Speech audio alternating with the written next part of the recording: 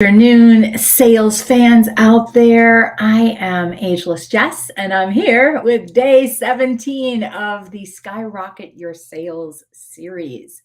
I got a really special tip and tweak for you today that is of a spiritual nature, and it's an important one, and it's a little challenging to at first wrap your arms around this one, but it does take practice.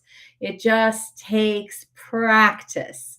And this is actually one of the pieces that is contained in Deepak Chopra's Seven Spiritual Laws of Success, and it relates to the law of detachment. So, the tip I have to share with you today is when you are in a sales conversation, I want to encourage you to detach from the outcome. Detach from the outcome. Easier said than done, right? So again, and this kind of ties back into a spiritual principle that I learned in my Martha Beck coach training that again also took me a while to wrap my arms around. And it's the one that goes like this. All right. It says um, external circumstances do not create feeling states. Feeling states create external circumstances.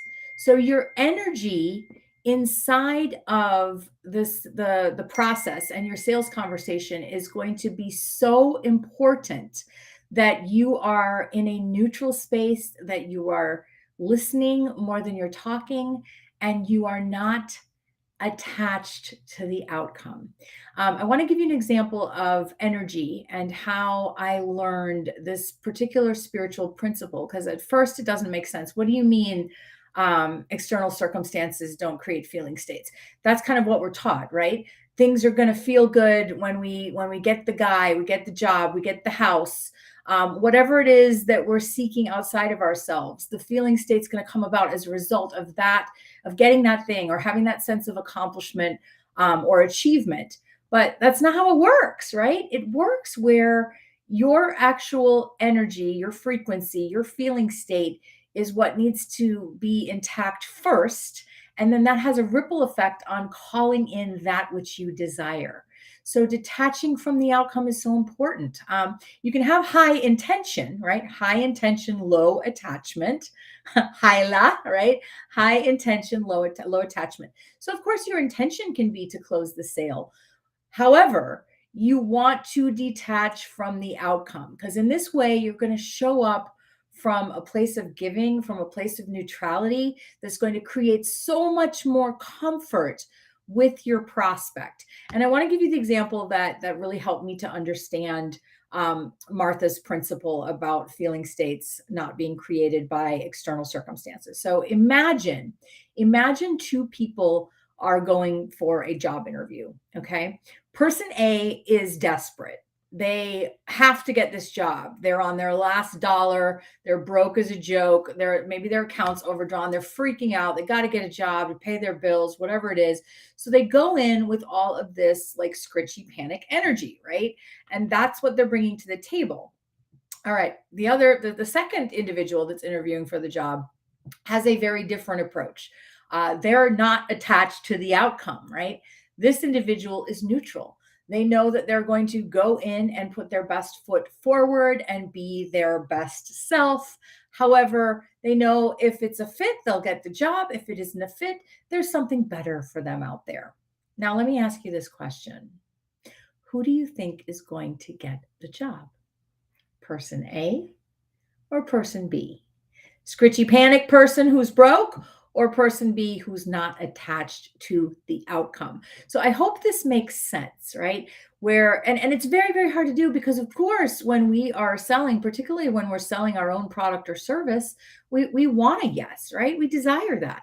However, it's just not the energy we want to carry into the sales conversation. So, a place of openness, a place of neutrality, where you're coming to the table and you're going to see how it goes. You're going to ask your questions. You're going to do a lot of active listening and reflection. And you're going to, of course, do all of the things to close the sale. However, you're not leading with your attachment to making the sale. I hope this makes sense. I would love to hear your thoughts on this particular spiritual sales tip in the comments. Again, my focus is on helping spiritual entrepreneurs with sales because we are the ones that struggle the most. We are the ones that have a hard time asking for help. We are the ones that have a hard time asking for money. However, if we're ever going to have a successful business that is profitable, we must get comfortable with this and we must master our sales process. So there it is. Tweak number 17, stay detached from the outcome. I'll be back tomorrow. I'm running solo again tomorrow with tip number 18. On Sunday, I have a special guest for you as well as Monday. So definitely tune in to hear some tips from some other entrepreneurs. I just wanted to mix it up a little bit and give you guys some different energy in the series to learn, some different people to learn from that are very successful entrepreneurs. So I'm really excited to have them on the series as guests. So looking forward to that. Can't wait to see your comments. And remember, stay detached from the outcome. Have a great Friday, everybody. Happy weekend.